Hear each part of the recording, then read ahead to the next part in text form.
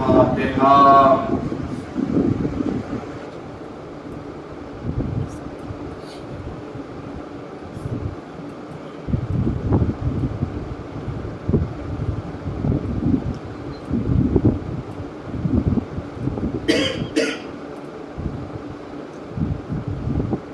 لا حول ولا قوة إلا بالله العلي العظيم. أعوذ بالله من الشيطان الرجيم. بسم الله الرحمن الرحيم.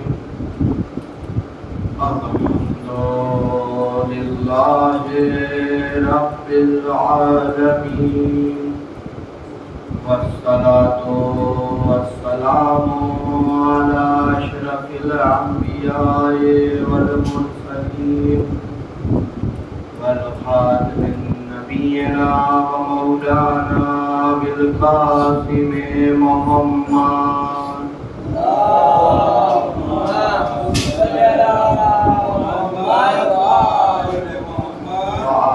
الطيبين الطاهرين المعصومين، ولعنة الله على أعدائهم أجمعين.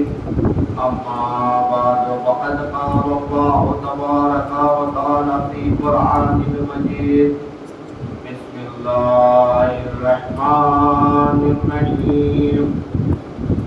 إنا هديناه السبيل، إما شاكرا وإما كفورا.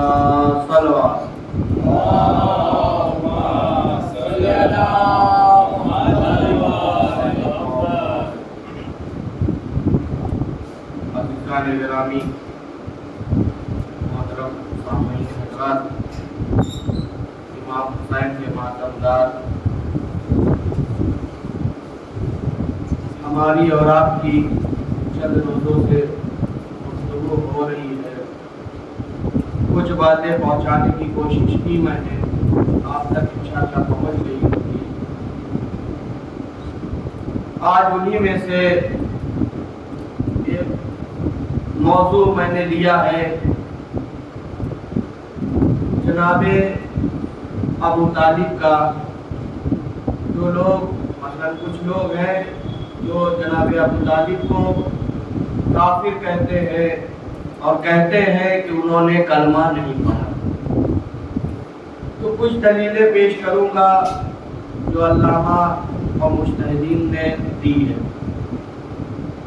عزیزان محترم، اس سے پہلے یہ جاننا ضروری ہے کہ آخر یہ موضوع، یہ باتیں کیسے مسلمانوں میں سرایت کر گئی، کیسے گھس گئی بھائی. یہ باتیں اس لیے آ جاتی ہیں کیونکہ علم کی کمی ہوتی ہے.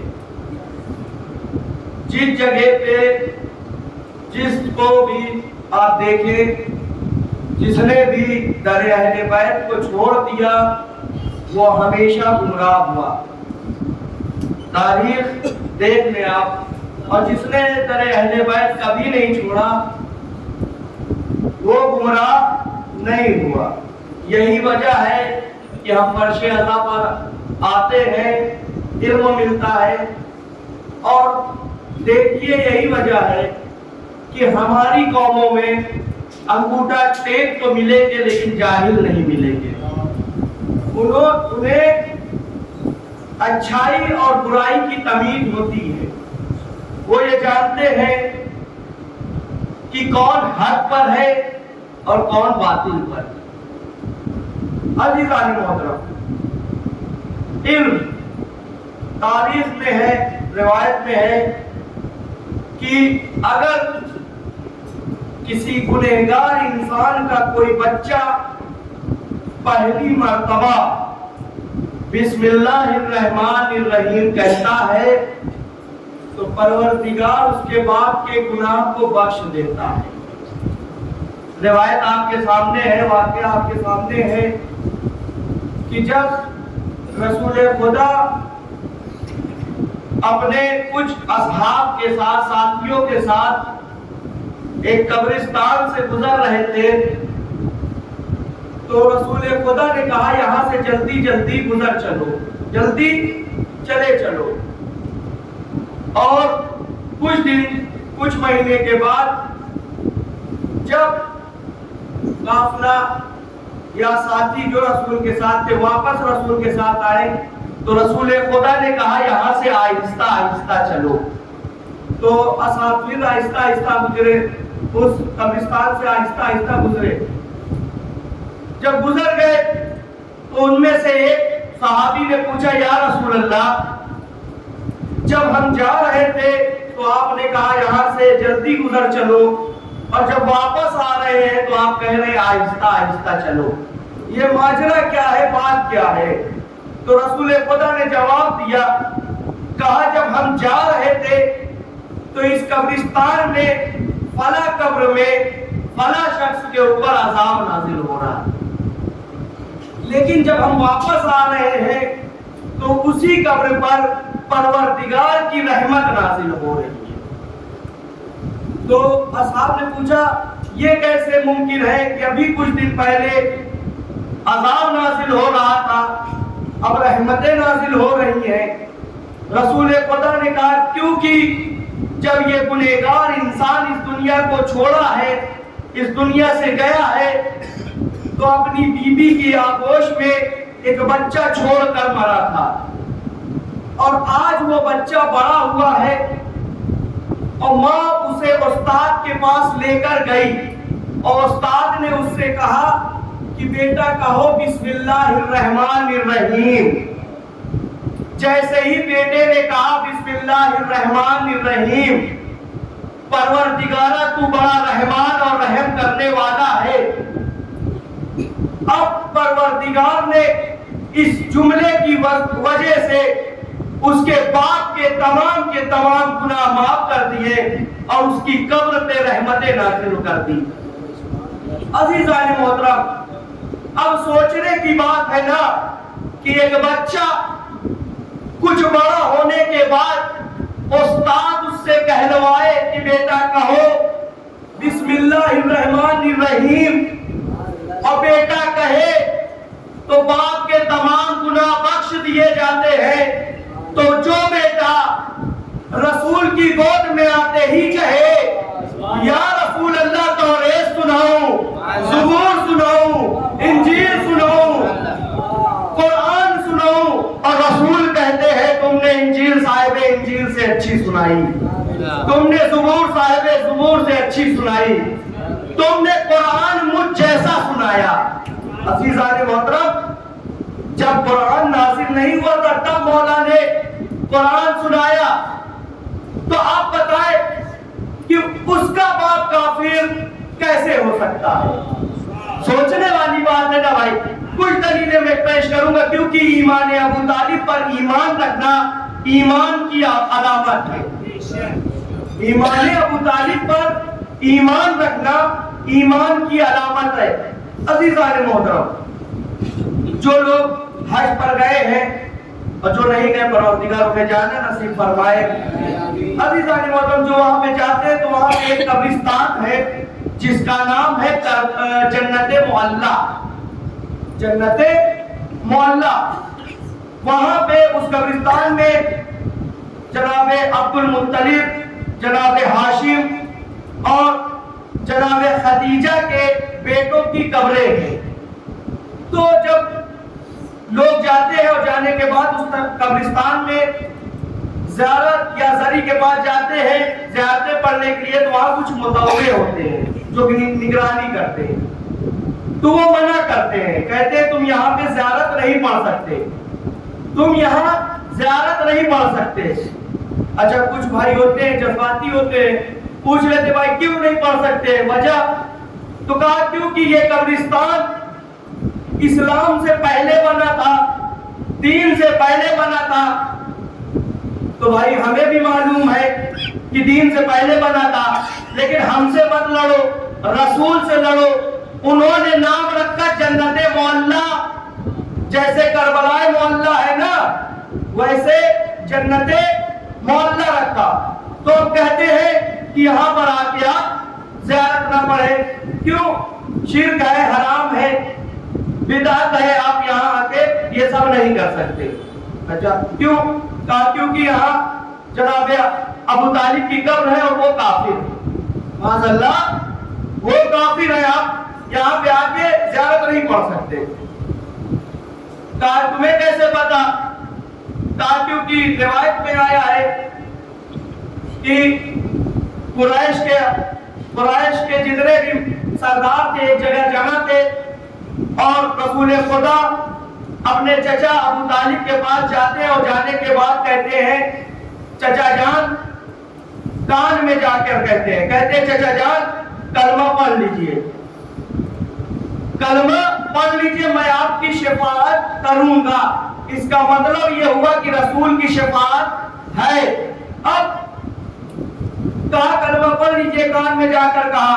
तो एक मर्तबा जनाब अबू तालिब ने जवाब दिया, ऐ भतीजे, मैं अपने अजदाद के दीन पर बाकी हूँ, ईमान उन पर रखता हूँ। अच्छा, अब अजदादे, अब भाई हमारा ईमान है ना, अजदादे रसूल खुदा, अजदादे मासूमीन सबका ईमान है। तो हमारा मरहला तो साफ है ना कि अबू तालिब ने सच कहा कि वो अपने दीन पर, अपने अजदाद के दीन पर बाकी है। कहा कि हाँ, उन्होंने कहा है इसलिए ये काफिर है, इन्होंने कलमा नहीं पढ़ा। अच्छा, कलमा नहीं पढ़ा। कहा हाँ, रसूल खुदा ने कहा चचा जान कलमा पढ़ लीजिए। तो मैंने कहा किसने आपसे बताया? कहा 3 रावी है इसके। मैंने कहा अच्छा। कहा हाँ, उन्होंने कहा है कि चचा जान कान में जाकर कहा कि चचा जान कलमा पढ़ लीजिए। मुझे तो ताज्जुब है उन मुसलमानों पे जो कान में कही गई बात सुन लेते हैं। भाई कान में बात किस लिए कही जाती है?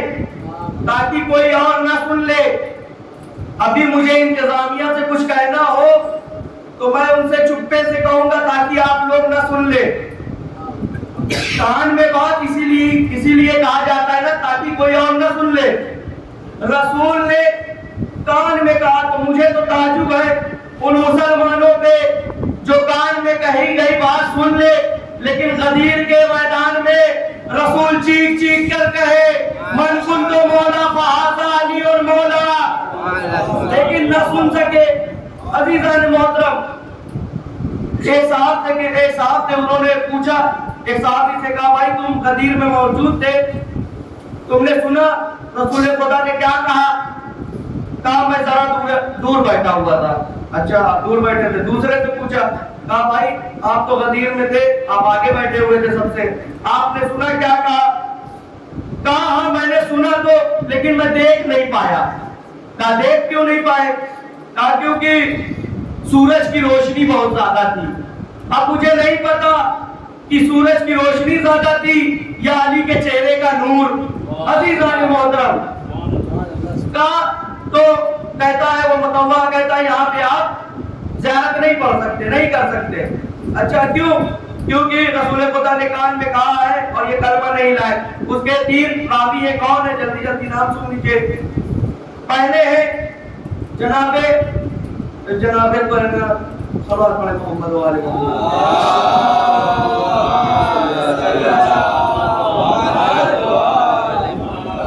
पहला रावी है अब्दुल्ला इब्ने अब्बास, दूसरा है अब्दुल्ला इब्ने उमर और तीसरा है अबू हुरैरा। ये 3 रावी है जिन्होंने इस बात को लिखी है। अच्छा, अब इनको देखते हैं कि ये सही है या नहीं है, क्योंकि भाई इल्म रिजाल की वैसे है कि अगर कोई रिवायत नकल कर रहा है तो आप उसके बारे में देख सकते हैं कि वो उस वक्त मौजूद था या नहीं, ये सही बात है या नहीं। तो अब इन तीनों के बारे में देखते हैं। जब देखना शुरू किया तो पहले को देखा अब्दुल्ला इब्ने अब्बास, इसके बारे में जब देखा तो ये उस वक्त सिर्फ 2 बरस का था। अब 2 बरस में कोई बच्चा रिवायत नकल नहीं कर सकता। 2 बरस में कोई बच्चा रिवायत नकल नहीं कर सकता, ये खारिज हो गए। दूसरे अब्दुल्ला इब्ने उमर, ये इनके बारे में देखते हैं। تو یہ جو ہے، اچھا بھائی ابھی آپ نے پہلے سنا نا کہ قریش کے سردار جمع تھے وہاں، تو جب سردار جمع تھے تو آپ وہاں کیا کر رہے تھے؟ کیونکہ جب سردار جمع ہوتے ہیں تو وہ عام انسان کو نہیں آنے دیتے. مثلا ابھی یہاں پہ ایس پی آ جائے اور کوئی دوسرا بھی ایس پی ہو، ان کو بات کرنا ہو تو ہم لوگ کو نہیں جانے دیں گے، وہ اطمینان سے بات کریں گے.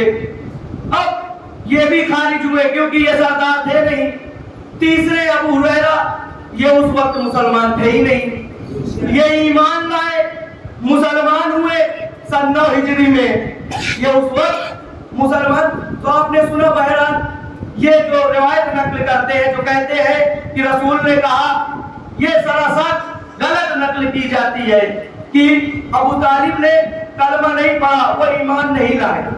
عزیزان محترم، چند دلیلیں اور آپ کے سامنے پیش کروں گا. سارے مسلمان اس بات کو مانتے ہیں نا، صحیح بخاری میں بھی ہے اور کئی کتابوں میں ہے کہ رسول کے جنازے میں، ابو طالب کے جنازے میں رسول خدا تھے. جناب ابو طالب کے جنازے میں ابو طالب تھے.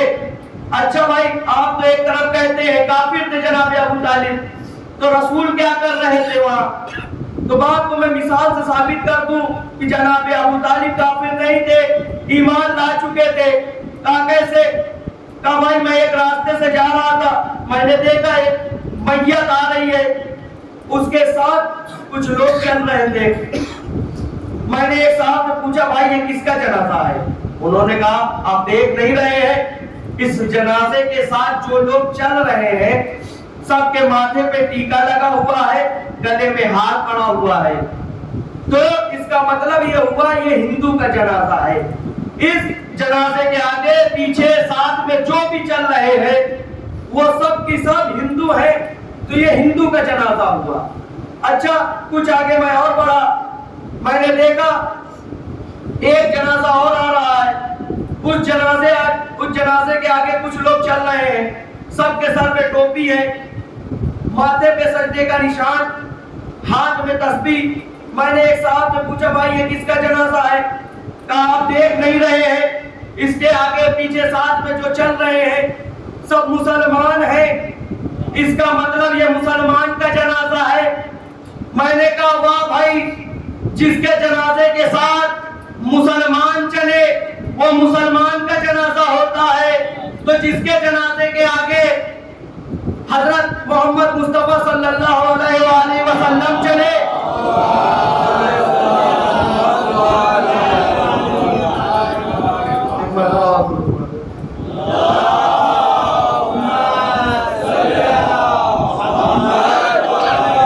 وہ کسی کافر کا جنازہ کیسے ہو سکتا ہے؟ عزیزان محترم، اور جو دلیلوں میں سے ایک دلیل ہے وہ یہ ہے کہ جب رسول خدا کے پاس جناب خدیجہ کا رشتہ آیا تو بھائی رشتہ جناب خدیجہ نے بھیجا تھا، اور جبکہ اسلام میں مستحب ہے کہ مرد رشتہ بھیجے کسی خاتون کے احترام میں. تو بھائی یہ جناب خدیجہ نے کیوں رشتہ بھیجا؟ اس پہ بات ہے نا کہ کیوں بھیجا، رسول خدا کو بھیجنا چاہیے.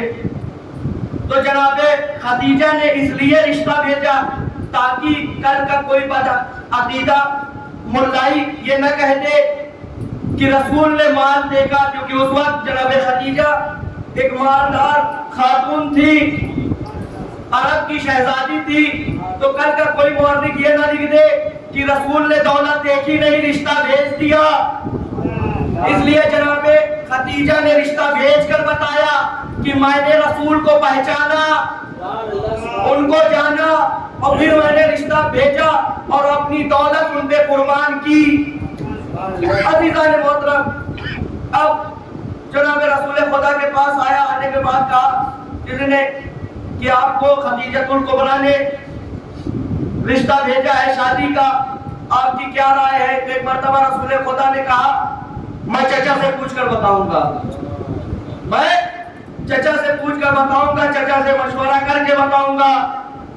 اور بھائی سارے مسلمانوں کا یہ عقیدہ ہے کہ نہیں کہ رسول نطق نہیں کرتا، بولتا نہیں بغیر وحی کے، اس کا مطلب خدا رسول کی زبان میں کہہ رہا تھا کہ میں ابو طالب سے پوچھ کر بتاؤں گا۔ اب کچھ لوگ کہتے ہیں بھائی شیعہ تو کفر کی بنیاد رکھتے ہیں، کہیں خدا بھی بندے کی مرضی پوچھتا ہے۔ میں نے کہا بھائی 100 سال پہلے علامہ اقبال کے شعر کو کہاں لے جاؤ گے؟ علامہ اقبال نے خود کہا کہ خدا بندے سے خود پوچھے بتا تیری رضا کیا ہے۔ خدا بندے سے خود پوچھے بتا تیری رضا کیا ہے۔ عزیزان محترم، اب رسول نے کہا میں چچا سے پوچھ کر بتاؤں گا۔ یہ رسول تہذیب سکھا رہے ہیں، صرف بڑوں کی نہیں، جناب ابو طالب کی، کہ کیسے ان کی عزت کرنا ہے۔ اب پوچھا، کہا چچا خدیجہ کا میرے پاس رشتہ آیا ہے، بتائیں کیا کریں؟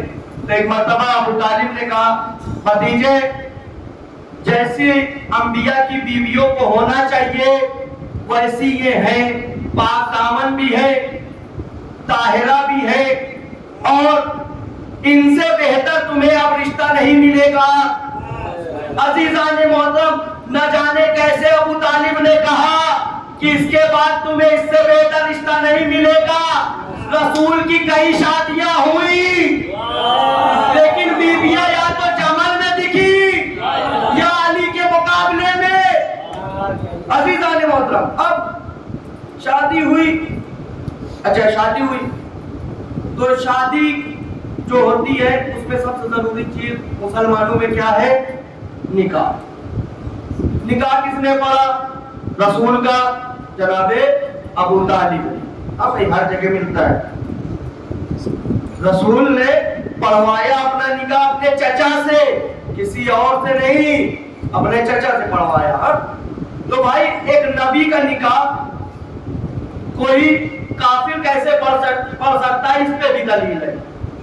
ابھی مثلا میرے ایک دوست کا کال آئے، فون ہے، کہ مولوی صاحب آپ کسی مولانا کا انتظام کروا دیجئے، میرے بھائی کی آج مثلا 5 تاریخ کو شادی ہے اور وہ آ کے نکاح پڑھ دیں گے۔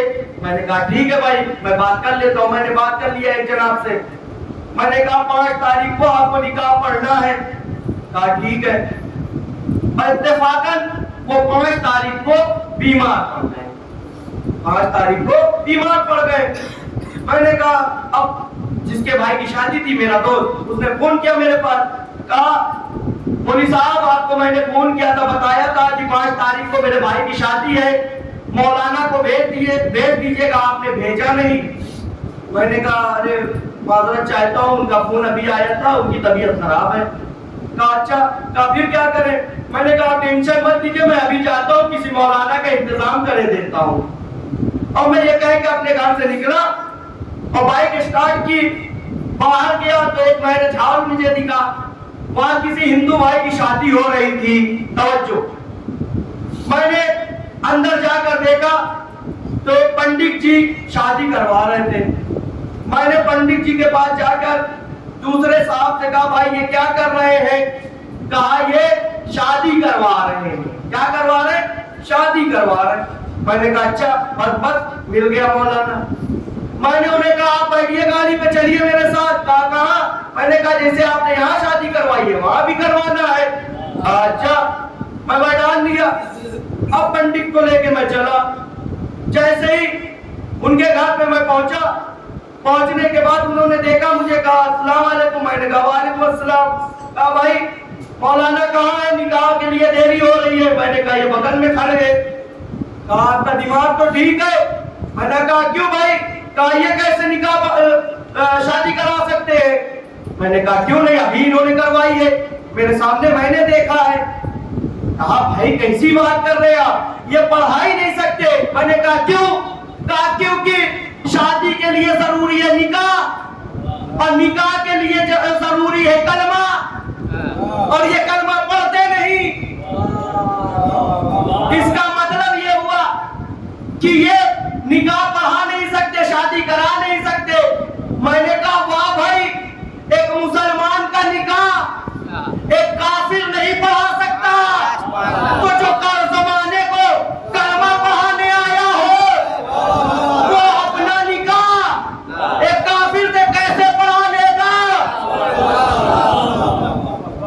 سوچنے والی بات ہے نا کہ ایک مسلمان اپنی شادی اپنا نکاح کسی غیر مسلمان سے نہیں پڑھاتا.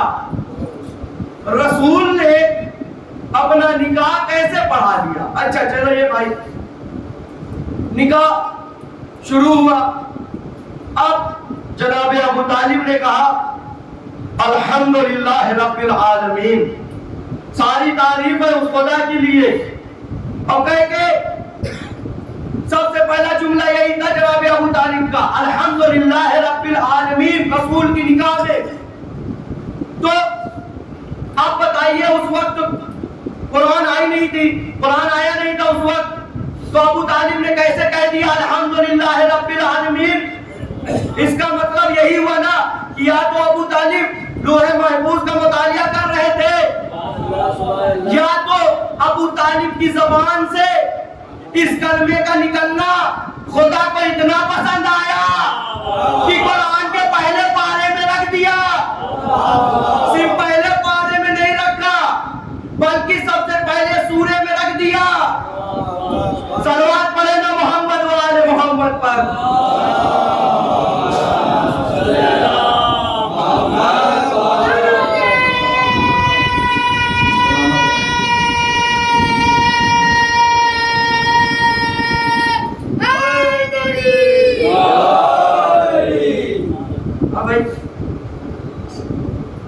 معمول سی بات ہے نا کہ جو پڑھا خطبے میں وہی قرآن میں وہی سورے میں سب سے پہلا سورہ. اس کا مطلب یہی ہوا نا کہ پروردگار کو ابو طالب کا جملہ پسند آیا.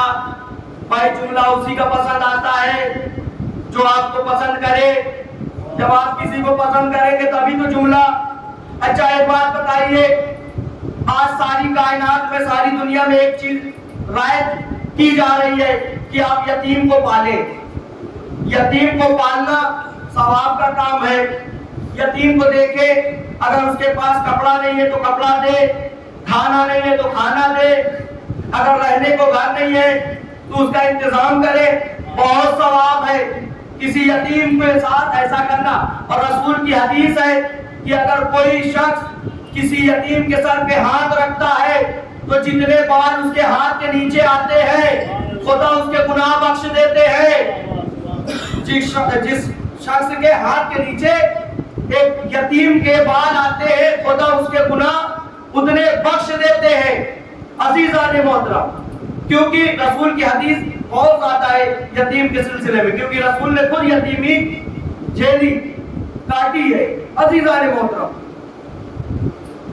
اب صلوات پڑھے محمد و آل محمد.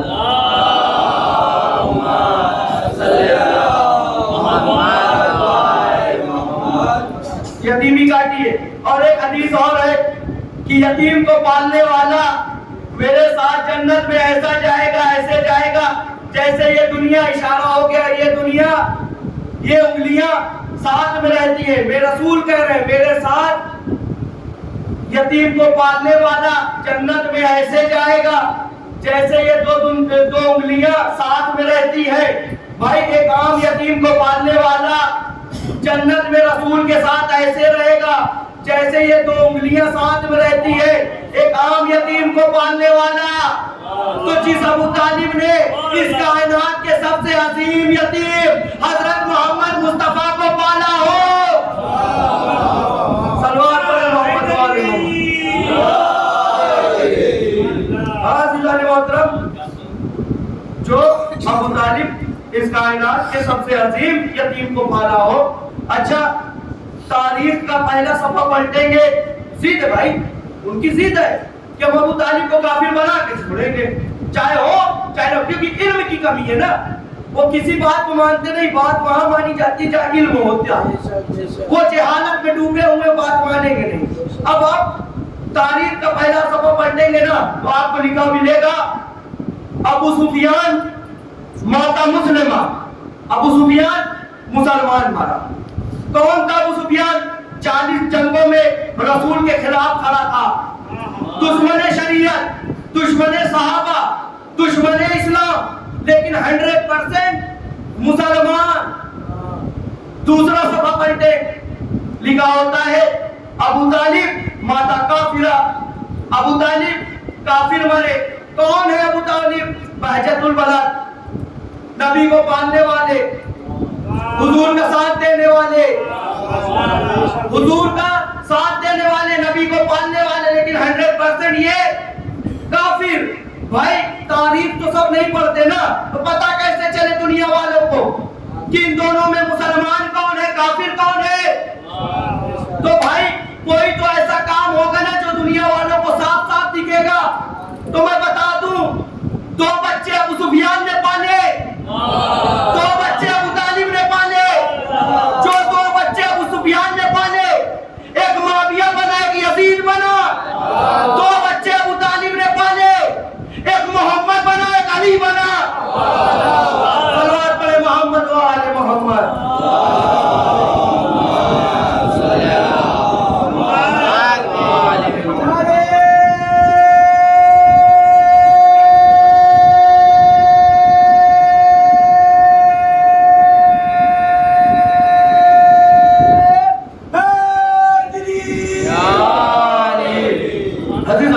इन बातों को इसलिए आपके सामने रख रहा हूं ताकि कल का कोई बदअकीदा मुल्लाई आपके सामने आ जाए तो आप जवाब दें, और ऐसा दे कि वो आपके पास से भाग जाए तो दोबारा दिखे नहीं कहीं कि किसी और के पास जाए। नहीं, जुमला रखे आप ऐसे कि अगर कोई आकर कह दे कि अबू तालिब मुसलमान नहीं थे, हमारा भाई ऐसे नहीं होंगे।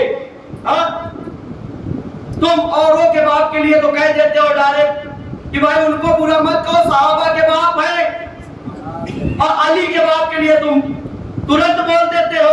ये कोई बात हो गई? बात समझने वाली होती है ना कि आप समझे बात को, और बात समझ में तब आएगी जब दरे अहले बैत से जुड़े रहेंगे। लेकिन ये तो दरे अहले बैत छोड़ देते हैं, बोलते हैं ज़ियारत मत करो, बिदअत है, दुआएं मत मांगो, हराम है, शिर्क है। भाई मेरा एक साहब से सामना हुआ, देखिए वो कहते हैं ये बताओ तुम हर जगह पे मौला अली मदद करो, मौला अली मदद करो, ये क्यों कहते रहते हो? वो सुनते भी होंगे तुम जो कहते हो। देखा क्या मतलब? कहा ये जो फातिहा पढ़ते हो तुम, ज़ियारत करते हो, ये उन तक पहुंचती भी है या बस ऐसे ही पढ़ देते हो? या ऐसे ही पढ़ देते हो, पहुंचती है कि नहीं पहुंचती है? मैंने कहा अच्छा, मैंने कहा भाई अभी तो मेरे पास जवाब है नहीं, आप कल आए, कल हम आपको जवाब देंगे। इल्मी जवाब चाहिए तो इल्मी देंगे, और जो आपको समझ में आएगा वो देंगे। कहा ठीक है। अब मैं घर पे आया, किताबें ढूंढने लगा कि भाई कहीं तो मिल जाए, कुछ तो मिल जाए। भाई हमारा अकीदा है ना, लेकिन वो अकीदा नहीं मानेगा। अरे भाई जो डायरेक्ट खुदा को ना माने वो कुरान को कैसे मान लेगा? दूसरे जगह जितनी किताब का हवाला तो नहीं मानेगा।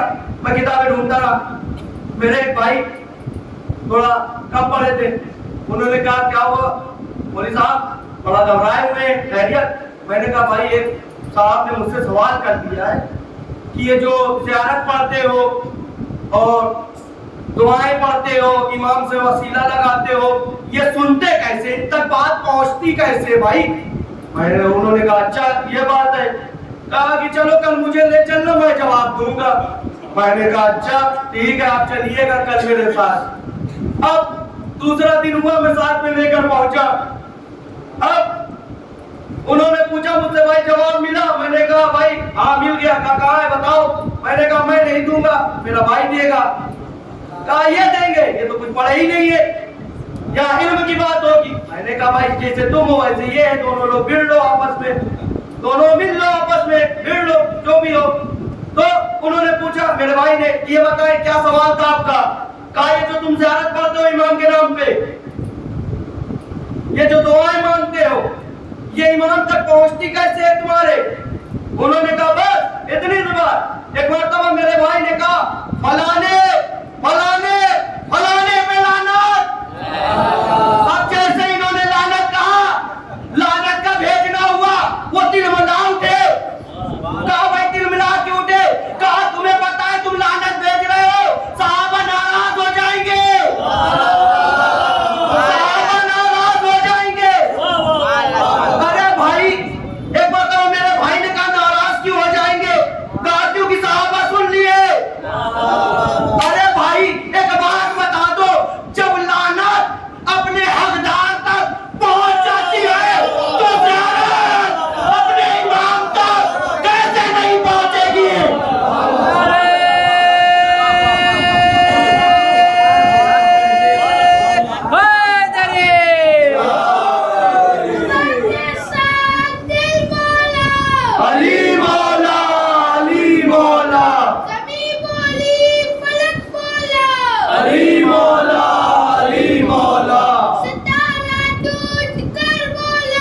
علی مولا علی مولا فرشتہ عرش پر بولا علی مولا علی مولا لگے جب آواز بلند علی نعرہ علی مولا علی مولا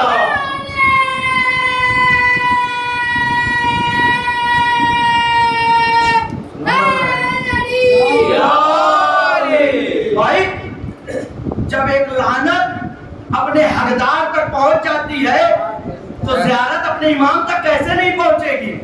اب انہوں نے جیسے ہی سنا بھاگے، ان کے پاس اور کوئی کام نہیں ہے.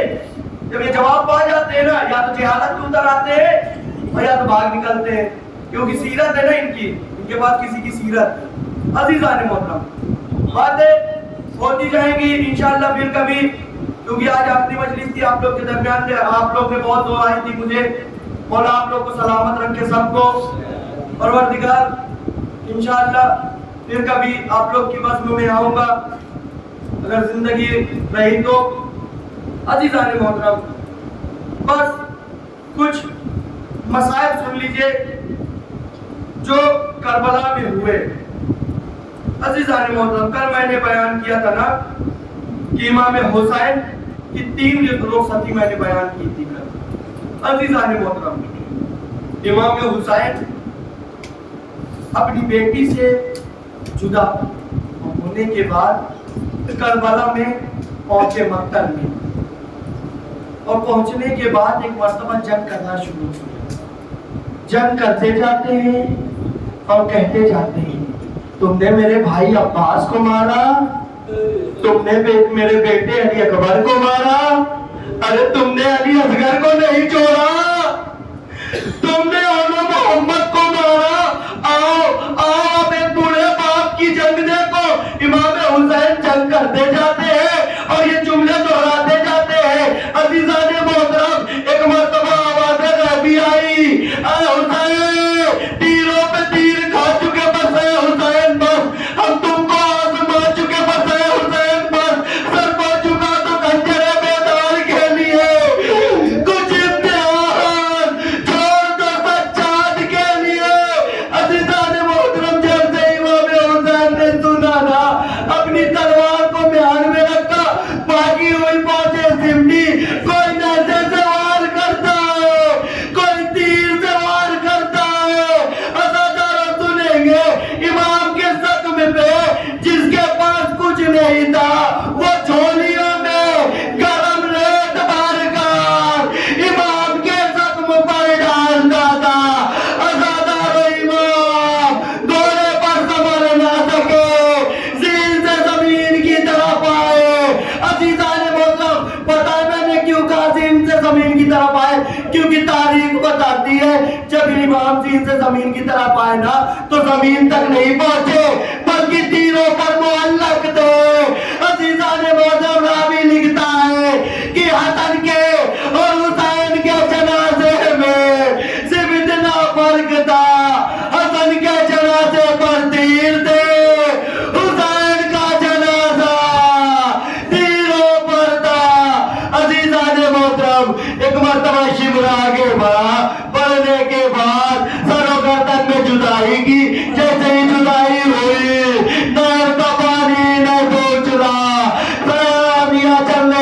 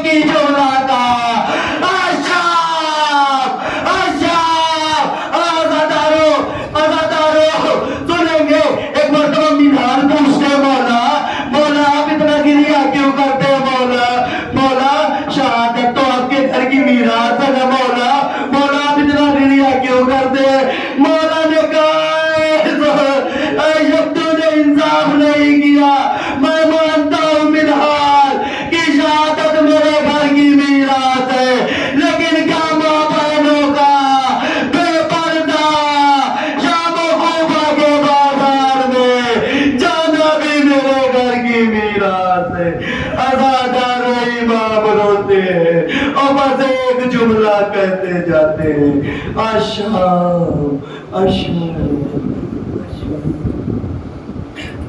انا للہ و انا الیہ راجعون نظم قضائے تسلیم امر ماتم حسین